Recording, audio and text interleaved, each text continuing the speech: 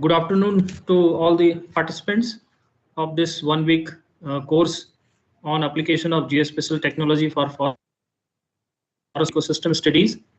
I am Dr. Hitendra Padalia and I am head Forestry and Ecology Department at IIRS. So, this particular short course, which is being conducted under the distance education program of IIRS. So, we have planned 5 lectures. And so every day in the evening hours, as you may be aware, that we will have lectures from 4 o'clock. So today the first talk I am going to give on overview of application of geospatial technology in forest ecosystem studies.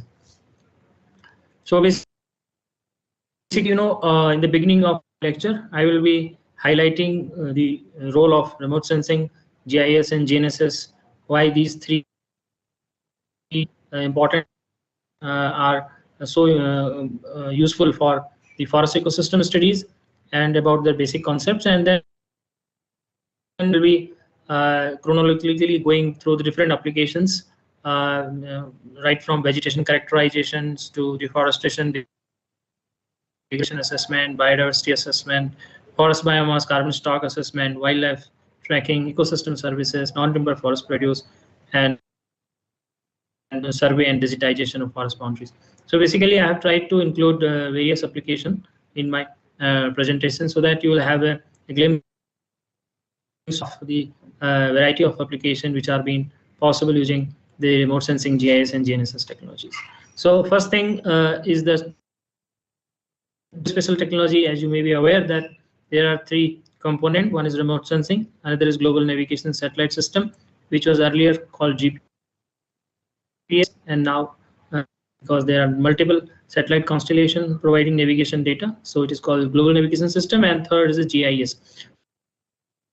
So basically all 3 technologies have different characteristics. Like remote sensing, you are looking at the forest area, which normally having very vast area, and you need synoptic coverage to assess the status of the forest ecosystem, and you need periodic observation in the forest areas because on ground data collection is really limited in extent. You cannot cover large areas, so and then it's not always possible to systematically collect data on forest ecosystem characteristics. So you need satellite observations. They come at a regular interval and at a defined period. So it's so that your assessment, whatever you do, it's become periodic.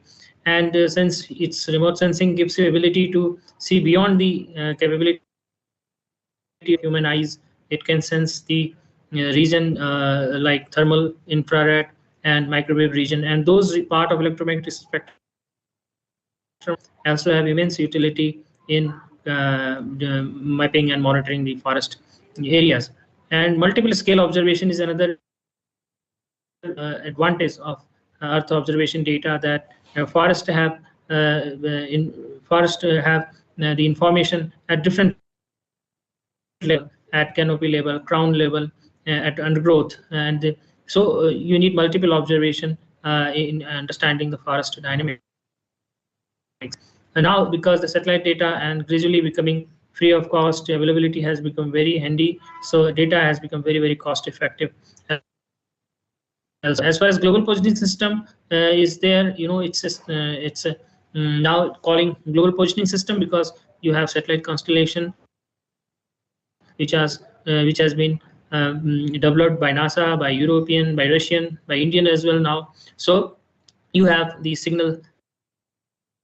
Your receiver receives signals from multiple satellites constellations. So you have data on forest locational information. You can navigate the forest area using the GPS the GNSS data, which is very much important. And then time information also you can get. You can communicate this GNSS system and observations. There are certain observations which are also provided, used by the researcher, data collected by GNSS system for various purposes. The important thing, which is the GIS, is that GIS not only helps you in visualizing the information area, and but also collecting the data from different sources, not only just from remote sensing, but from other data sets which exist with the forest department, like toposets and the field data, all can be archived at one place. It can be retrieved in various forms and it can be analyzed.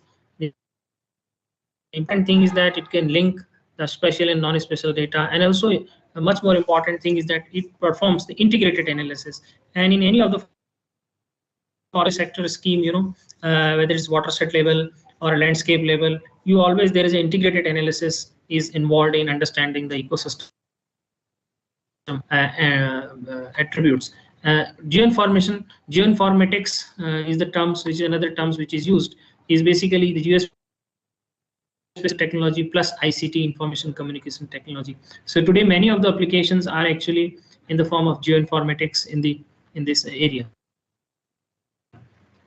Now coming to the just basic few things about the remote sensing, it's driven by electromagnetic spectrum radiation, and having different steps, right from the acquisition of the data to its processing of the data and developing different type of applications.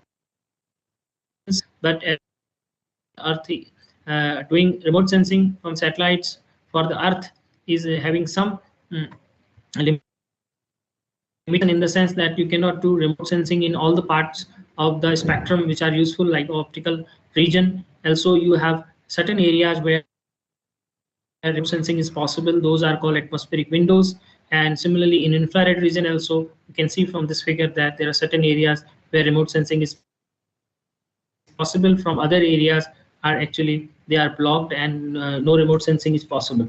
Now, the third thing is that in this graph I'm showing that there are different part of electromagnetic spectrum. You are aware that there are visible, infrared, and microwave region. In all these regions, we have different instruments today on the satellite in the Earth orbits, and they have been used for monitoring forest resources. Now, as far as different type of Earth orbits are concerned, because now there are a lot of variety of Earth orbits are there, which are used for forestry purposes. There are sun synchronous satellites, which actually at a fixed local time, for example 10:30 in the morning time, satellites pass from your area, and it's synchronous with the sun light availability at that particular time.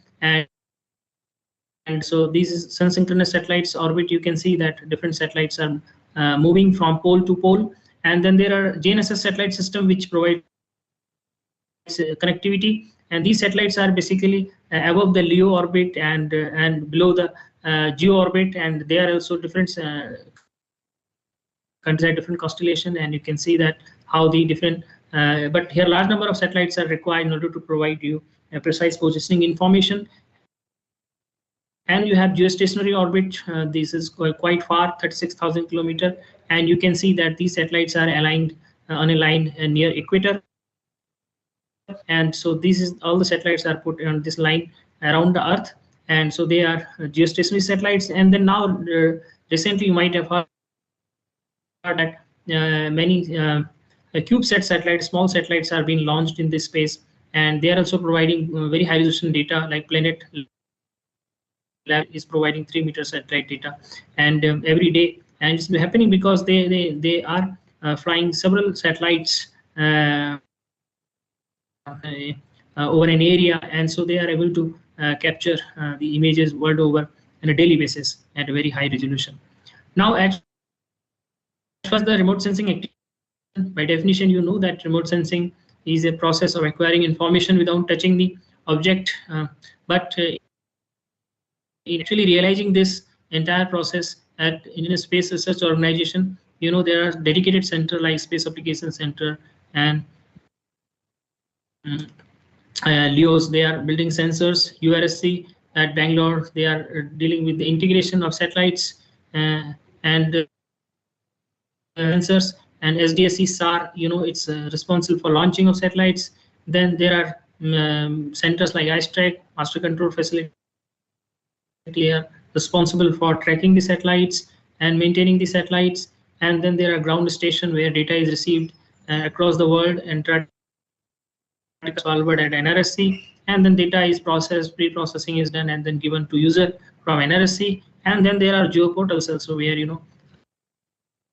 from different projects data which is being prepared is hosted for used in different purposes, and then there are organizations like IIRS wherein the capability in the analysis and processing of satellite data has been developed. Training and education programs are prepared for capacity building of different user departments and students and researchers. Now, what happens? I have just shown you a few the different part of electromagnetic spectrum here, and corresponding showing you the images. Like in visible region, you can have this type of image, is true color image. You look, the feature looks as if you see from your eyes, and there is a standard false color composite. When you combine the NIR and along with the red and green band information, and then the feature look in a different way, and vegetation is always looks here in the shade of red color, sorry. And then in thermal region, the same area, if you look at in the thermal band, so you can see that because of the temperature difference, some areas looks more cooler, which are green areas, which are vegetated area, and some areas which looks hotter in red color. These are the urban areas. And then microwave image radar data of the corresponding area, you can see that in black and white shade. The forest areas, they appear in a bright shade, whereas the water areas and other features, they looks in a darker shade. Settlement areas also look in a brighter shade. So what this particular slide shows, that different parts of electromagnetic spectrums, depending on wavelengths, they provide different type of information for using for forest ecosystem studies. One of the basic things for understanding the remote sensing application, particularly the optical region, is that you need to analyze the spectral signature of different targets, because vegetation has very typical ideal shape, and healthy vegetation shows the features spectral signature like this, and this signature is for optical region. And you can very well understand that the shape of the spectral signature is different in the visible region and the NIR region and the short-wave infrared region. It is mainly because that there are certain factors which are leading to the low absorption in the visible region, particularly in red band and blue band, due to the absorption of light in photosynthesis, and whereas in the NIR region is so high reflectance and high transmittance is because of that the vegetation reflects very high in case of NIR region, whereas in case of short-wave region, in healthy vegetation, due to presence of water, the less reflections comes from the vegetated areas, and this absorption is primarily determined by the presence of water. And but in addition, there are other biochemical constituents like cellulose, lignin, protein, starch, or others things are also there for which this short-wave infrared region is sensitive. Now, any deviation from the ideal shape, maybe because of the nutrient deficiency, or maybe because of the certain diseases, so that helps in actually understanding the basically with the analysis of this type of spectra. Now, coming to some of the application of GNSS. GNSS, as I told, is a global navigation satellite system wherein you acquire signals from various constellations, and in this case there are various applications for location information, positioning information, as well as for navigation, but as well as for surveying like real-time kinematics. A DGPS, differential positioning systems, is used for determining precise information up to millimeter level, use of DGPS instrument. Similarly, there is a possibility to integrate GNSS instruments with radio frequency network in order to actually manage the different machines which are used in forest logging operations. And similarly, there is also possibility to integrate the GNSS data with inertial navigation system in order to provide the locational information under the dense forest canopy. Similarly, there are applications where geofencing concepts can be adopted to basically protect an area from the collared cattle, and then there could be advanced application of GNSS to integrate GNSS data along with the Bluetooth and land terrestrial based connectivity, and so these are the various dimensions in which the GNSS data is being used for different purposes in forestry sector. Now coming to the applications which have been done using the Earth observation data of primarily from the Indian Earth observation data. And the first things comes is the basically India is a very large country and have wide variety of vegetation types, and so the first thing was the characterization of vegetation of India, and that has been achieved, with coarser resolution satellite data, RIVS satellite data at 1:250,000 scale. That is what we call it biome map of India. So we have different biomes in the country, and so that mapping has been done. So followed by we have done a very detailed mapping of vegetation type of the entire country at 1:50,000 scales. And herein you can see that there are a lot of classes are there under different categories like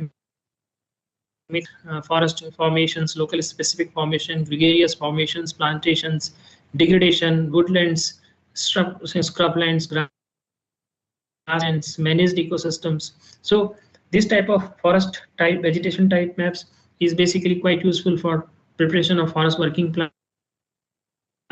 Many working plans have used this data in the country for preparing the information on forest of particular area. And then there are applications where high resolution satellite data is being used to generate gregarious and community mapping, and with the high resolution data like sentinel data and LEDIS4 data. And then there's a further scope to improve the individual species mapping, because we have a lot of diversity in terms of tree species in the forest areas. So still there is a lot of scope that very high resolution remote sensing data can help in individual tree mapping, not only in the forest area but also outside tree outside forest areas. Further, we have been doing vegetation and or forest density mapping. Forest Survey of India is doing this job every 2 years. They are bringing out the density changes, negative and positive changes in forest canopy density, and it is being taken as an indicator of forest status in terms of degradation and restoration activities. And then there are other outputs which are also available in terms of fractional cover. Density information as a fractional cover is available from different sources for interpreting the forest density.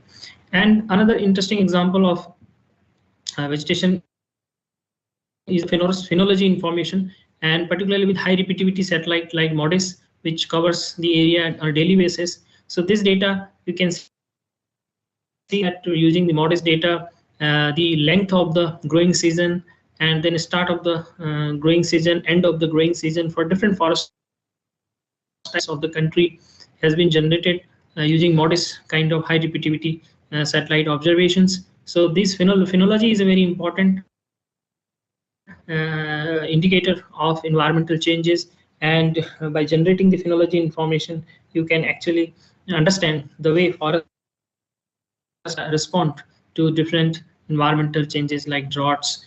So this is kind of information is now possible to generate. And then further quantitative information on plant functional trait, for example, forest canopy traits, for example, leaf area index and chlorophyll content, nitrogen content. And this type of information is basically now is possible because now you have hyperspectral data available, like Prisma is one hyperspectral data is currently from satellite, it's available. And this data, in this picture, we have shown the use of Hyperion data for mangrove, chlorophyll, LAI, nitrogen estimation. As far as deforestation, degradation, and regrowth monitoring, you know that FSI loss and gain information on forest cover every 2-year basis, but there is an attempt to also generate automated alarm system wherever their forest changes are happening, particularly negative changes, so that we can inform the foresters on ground on right time, so that they can take up certain actions. So on this direction, some work is going with time series AWAVE satellite remote sensing data at NRSC. And then there has been studies wherein the long-term changes in the forest cover right from 1930s has been assessed, and with the help of past opposites and satellite observations. And this data has been hosted in ISRO portal. Data is available in 5-kilometer grid. It helps you understand the broad loss and gains in the forest cover has happened over about century time scale.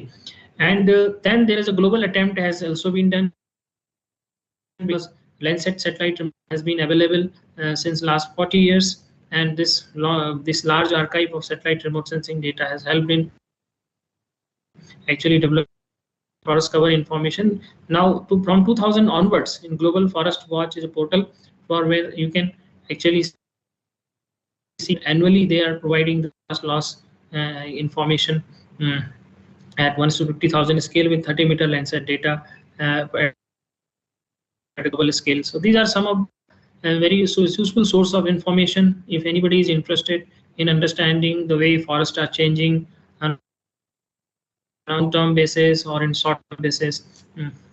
Then another important piece of information in forestry sector is coming from because forest management is not only restricted to the management of forest area, but also managing the fringe areas, so that overall dependency on the forest can be reduced.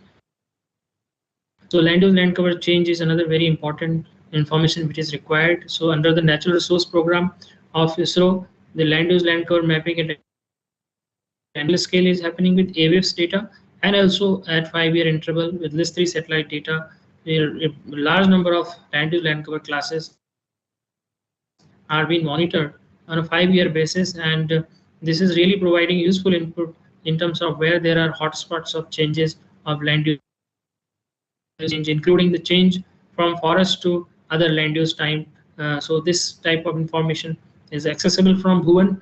And then degradation mapping, particularly land use degradation mapping in forest areas, watershed areas, you can get land degradation.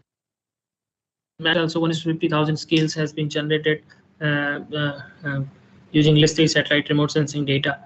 Another activity is that apart from generating the information on these land use land cover, there is emphasis on actually monitoring the regrowth areas where there are new plantation, particularly which are being raised under Green India Mission or the National Afforestation Restoration Eco Development Board. So under these national programs, a lot of afforestation and reforestation activities is been done, and now because this is done at a very small plantation areas, so those areas can be monitored with very high resolution satellite remote sensing data. And in this, the FSI has developed e-Green Watch portal, and wherein the high resolution satellite images are being analyzed in relation to the plantation bound which is being provided by the forest department. So this is a regular activity now which is being done at a country level for plantation performance evaluation. Now application is the biodiversity, particularly plant biodiversity areas assessment. So one of the thing is that India is very large, so one of the key input is required is where are the hotspots of plant biodiversity, and how is the situation of disturbance in the country in terms of biodiversity areas, and how to prioritize those areas for supporting through finance and technical capacities. So there are ways in which biodiversity is assessed. Biodiversity assessment is not direct assessment; it's mainly indirect assessment, and so landscape ecological principle has been used at country level in conjunction with remote sensing, GIS, and GPS collected data. And landscape ecological principles helps us in basically analysis of landscape pattern and their function and changes over time. And this is a project which has been carried out by IIRS, in which the different products has been generated at country level: vegetation type, You have already seen fragmentation, disturbance, biological richness. All these special products actually they indicate the health of the ecosystem in terms of what is the conservation status and what is the utility of a particular area in terms of the plant phytoresources available there. So these are also been, and a database has also been developed because 16,000 sample plots were laid out across the country, and the systematically sampling was done. First, the stratification of the entire country was done based on forest type mapping, and then sampling scheme was designed, and sample plots were inventoried, and then it was subsequently used for modeling purposes and like modeling of disturbance, modeling of biological richness areas. Another aspect that India is very favorable to invasion by exotic plants or weeds, and there are a lot of over 100 such species which are creating nuisance in different parts of the country. They are problematic weeds, and they are creating particularly problem in habitat management for our important wildlife areas. So there are techniques like ecological niche modelings are very popular, in which you can actually assess the habitat conditions available suitable for a particular species. So likewise for invasive plants also, you can a priority before the plants weed invades to a larger area, you can understand that which are the area which could be potentially suitable for a particular invasive weed. And in such cases, indirect modeling can be done, and indirectly information can be generated. At the same time, some of the invasive species can be directly mapped also, where they are in the forest fringes, in open areas, and such species, if they have a very specific phenological pattern, so it will be, they become easy to detect using remote sensing. Second aspect is that we need to enhance the details on biodiversity inside remote sensing data, but multispectral data may have some limitation in areas like tropical rainforest, where multiple species are growing together, and there are very minute spectral differences in, and so in such cases, high spectral data, particularly airborne data, we have tested in part of Simoga, and we have found that it has potential to map the trees species of a tropical rainforest environment, and different tree species shows different spectral variations. Similarly, now from satellite also, those satellite resolutions are 30-meter pixel size, but now satellite data, hyperspectral data is becoming freely available, like Prisma and InMap recently launched by DLR in April. Such data sets are useful for attempting the fine-scale biodiversity mapping. Then once we collect all the data in different projects, where we have archived the data into portals like Biodiversity Information System, one portal where special outputs of the projects are available. Similarly, there is the Indian Bioresource Information Network, which was also considered at IIRS, and this portals gives not only the information about the plants but also about the animal resources, as this has been meant for biological resources, and this has been sponsored by Department of Biotechnology, and this portal you can visit. And then the other application area point of view is that to understand the forest carbon cycle of Indian land mass, and in this case, you know, ground data inventory is very important, and we need to lay out plots, and we need to actually convert the trees diameter and height information into volume and biomass information, and then this plot level information we have been using to calibrate and validate the models which are for biomass using optical data, LiDAR data, and microwave data. So, but this is one attempt. You know, you can see that wherein forest carbon density of country has been spatially modeled, and as well as the limitation in modeling the carbon content of the high biomass area like Western Ghats, like Northeast, and part of the Western Himalaya has been shown, and wherein improvement from active remote sensing like LiDAR and microwave remote sensing are expected. Then you're already aware that LiDAR is a very useful technology, active remote sensing. In LiDAR also, now satellite data from ISET and ISET and JEDI, there are two satellites, two sensor from which data is available, and you can see that this is the part of Northeast India, wherein the ISET glass tracks has been shown. They are crisscross, where they are covering the entire area. Along the tracks, there are footprints on which you have the values of canopy height and many other matrices. Values are available on this footprint. So this data, which is a pointer, and this can be used further to generate canopy height model or at a regional scale. And now, in fact, using LiDAR data from space, researchers have been able to generate canopy height model for the entire globe. So height is a very important parameter for biomass estimations. And also, if you have to really understand the forest structure in a very detailed manner, so that you can perform the ecological studies.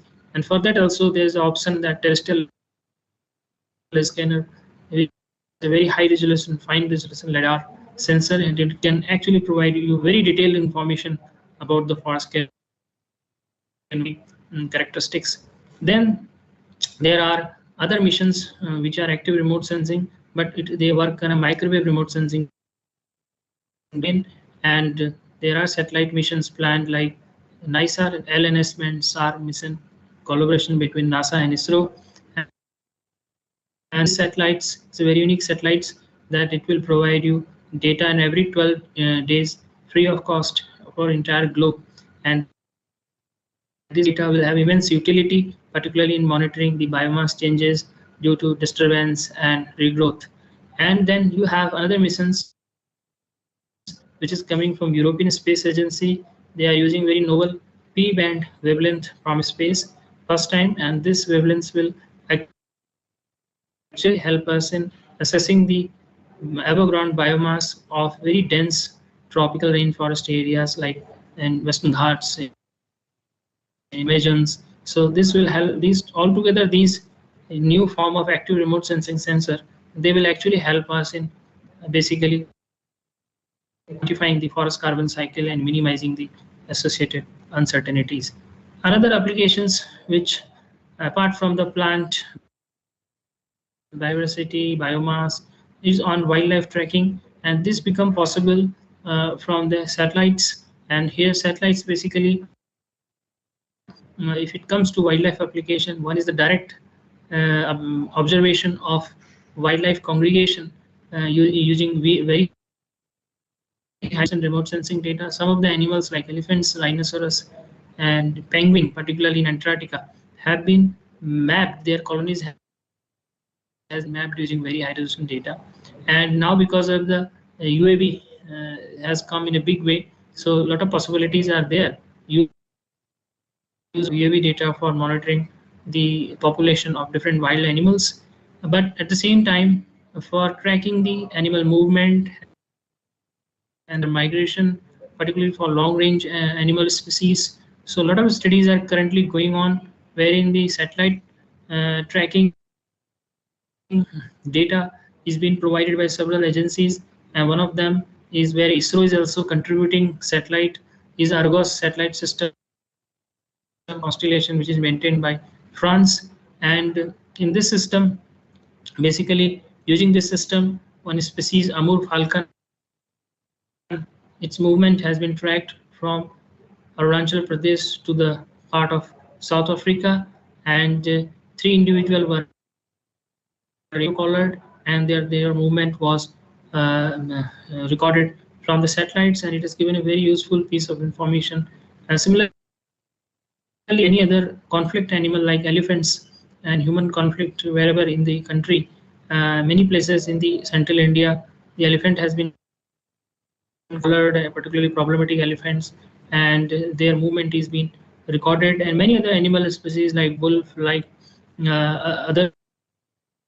Even now, because the this transmitter has become very small and miniaturized, and weight has reduced up to 5 grams, and recently, in last year, IIRS and Wildlife Institute of India has tagged a rainbird as a cuckoo rainbird, a very small bird, which comes before the monsoon, and that bird actually has movement beyond India up to South Africa.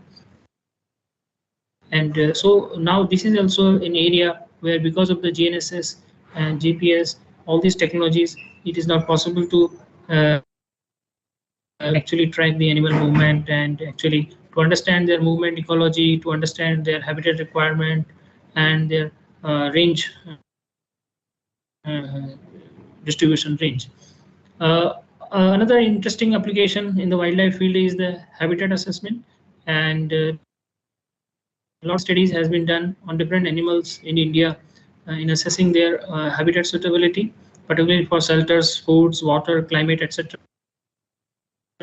And one of the very good example is that the tiger habitat suitability assessment has been done now at country level by Wildlife Institute of India, and using various factors like the indirect sign of the tiger, as well as the prey density and the human disturbance factor, and the camera traps which have been placed across different landscape in the country. All these data sets are being now GIS, they are being analyzed, and the tiger, actually the specially explicit tiger density assessment is being done based on this kind of integrated GIS analysis. And another areas are corridor. A lot of studies has been done in corridor. Corridor, their status assessment has been done with the temporal satellite remote sensing data. And now there are also, as far as wildlife population assessment is there, that warm-blooded animals, their movement, the possibility is to monitor using thermal sensing sensor, but there are cold-blooded animal also, and for them right now there's a challenge, and then also it is challenge to monitor the animal movement under dense vegetation cover. And but as far as the tracking applications are concerned, now the cost and the size of these radio tracks satellite collars are actually reducing, so this is going to actually be useful in a large applications. There are rich source of goods and services, and multiple non-timber forest produce, or you can say minor forest produce, are also collected from the forest areas. And this is one area where we need to actually develop good case studies. And some of the non-timber forest produce like bamboo, like grasses, like chilgoja, ephedra, saffron, hippopotamus is a some of such plant species which has high non-timber forest produce value. So they have been mapped using satellite remote sensing. Similarly, there may be several other species which have been mapped at a local level by different researchers. So there is, because in NTFP, now this is a commercial activity, particularly in the tribal areas, and we need to use the remote sensing as well as the GIS input in order to assess the not only the site suitability kind of analysis, but also the overall management of the cultivation, production, and transportation of these non-timber forest produce. And then there are many other species which cannot be directly mapped using remote sensing. For example, such species may be a medicinal aromatic plant. Maybe drone may be applied, but there are least known tree species, forest genetic resources, or other things where actually geotagging applications have been developed in many states by the forest departments. They have geotagged and then integrated the location information with the other geospatial data sets. One of the application we have been talking a lot about, that the evaluation of ecosystem services, because forest has multiple provisioning, regulating cultural the services which forest provides. Now, as far as the use of remote sensing data is concerned, so remote sensing provides a different variables which can be used to actually generate information for different ecosystem services, like the LULC information, NDVI information, LAI, elevation, land surface temperature, and others. So in a GIS environment, you have the flexibility that you can target any of these ecosystem services which are listed here, and then you can select relevant EO products which are available at from different sources, and then you can actually generate a explicit map for different ecosystem services. And then when you have the ecosystem services map, then you can also put a quantitative and monetary value for the particular services. So there is a scope of improvement in using RSGIS techniques for different evaluation of different ecosystem services.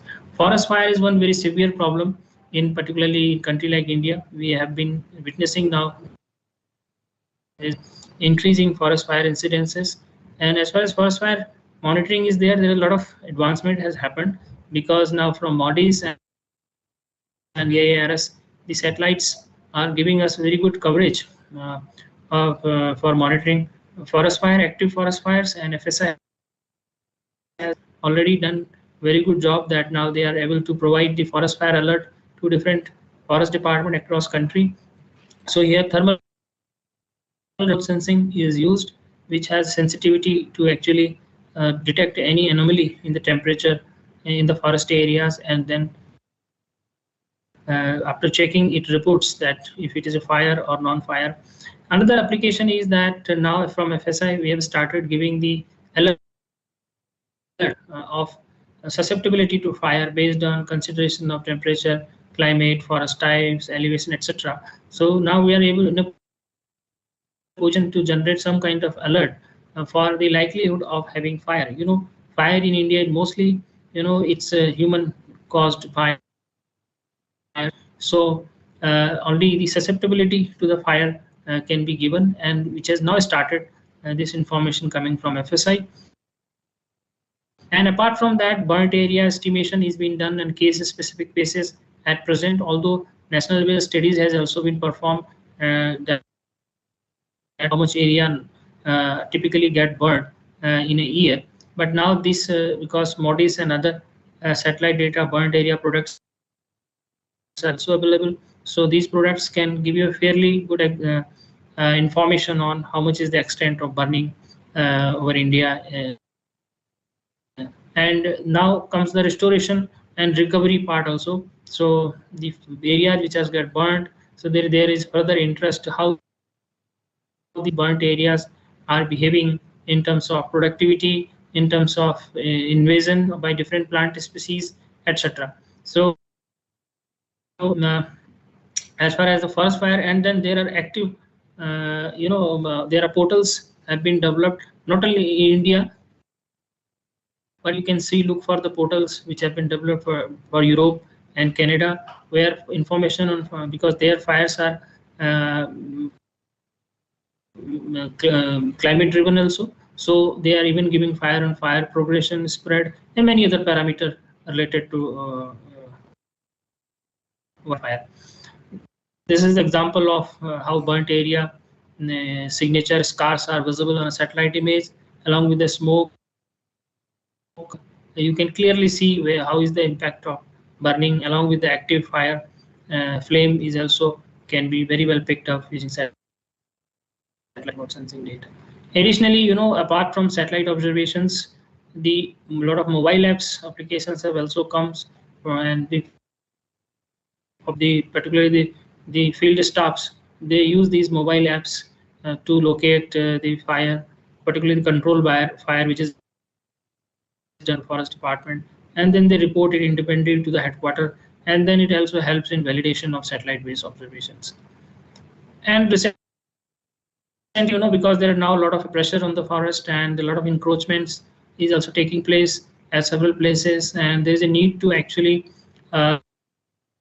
accurately digitize the forest boundaries and revenue boundaries, and very high resolution satellite remote sensing data, right, microset satellite data and its ortho rectification actually provides you an opportunity to digitize the forest boundaries, and with the help of DGPS, even you can go for very fine scale digitization of the forest boundaries, and which is one of the very important areas of application, particularly to address the litigations and where people's claims, a lot of claims are on the forest areas, on forest land. So to settle such claims, we have to, this technology will be very handy and very useful, particularly high resolution remote sensing data. And finally, I'm showing you this portal of ISRO Bhuvan, and here there's a lot of this is single window which can gives you in front of you a dashboard wherein there is information on multiple themes, and if this is very much relevant for ecosystem management, and you need information not only on the forest cover but also on geology, soil, water resources, physical infrastructure, and related protection status in terms of boundaries of national parks, sanctuaries, etc. So today it's good that now we have at one place all this information has been provided by ISRO, and you can actually have a flexibility to select different themes, and you can actually generate a report out of that. Because you also have the administrative boundaries uploaded. A wide variety of information is there, and not only which is created by ISRO, but also created by the ministries and created by the user department, including forest department. A lot of information has been hosted, and I think such is the information is actually required in order to actually develop a good management plan or for intervention in for forest ecosystem management. So with this, I have come to the end of my presentation. So basically, I have tried to give you an overview that what are the various things has been done using satellite remote sensing data, GIS, and GPS in the country, and what are the future perspectives of using new Earth observation satellite data and new kind of GIS application, as well as the GNSS applications